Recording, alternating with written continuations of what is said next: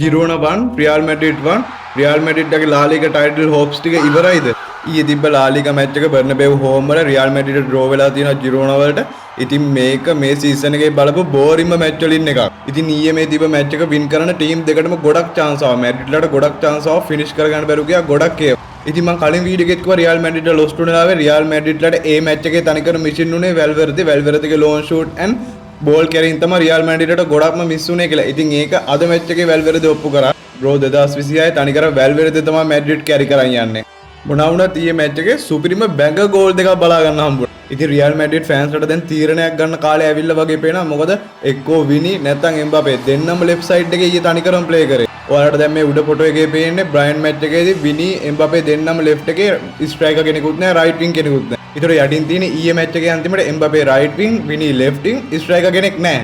ඉතින් මට පේන විදිහට දැනට රියල් මැඩ්‍රිඩ්ට තියෙන ලොකුම ප්‍රශ්නේ ප්ලේයර්ස්ලා නෙමෙයි. ප්ලේයර්ස්ලා ඉන්නවා. ප්ලේයර්ස්ලා මැනේජ් කරන්න බැරි ප්‍රශ්නේ තියෙනවා. ඉතින් එම්බාපේගේ නැචරල් පොසිෂන් එක ලෙෆ්ට් වින් එක වෙලා තියෙද්දි මැඩ්‍රිඩ් වලට ගෙනල්ලා එම්බාපේට ස්ට්‍රයිකර් වෙන්න පෝස්ට් කරලා තියෙන හින්දා තමයි මේ ප්‍රශ්නේ වෙලා තියෙන්නේ.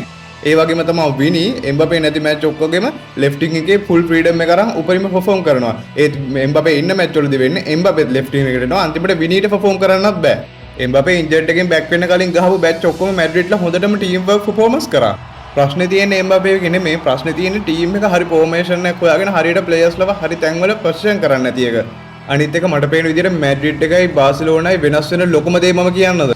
ඒක තමයි බාසිලෝනා ප්ලේයර්ස්ලා ගහන්නේ ක්ලබ් එක වෙනුවෙන්, තමන්ගේ බැජ් එක වෙනුවෙන්. ඒනට මැඩ්‍රිඩ් වලට ආපුවාම ප්ලේයර්ස්ලා ගහන්නේ සැලරි එක වෙනුවෙන්, තමන්ගේ ඊගෝ එක, තමන්ගේ පර්සනැලිටි එක, තමන් කොච්චර හොඳද කියලා පෙන්වන්න තමයි මැඩ්‍රිඩ් වල පර්ෆෝමන්ස් යන්නේ.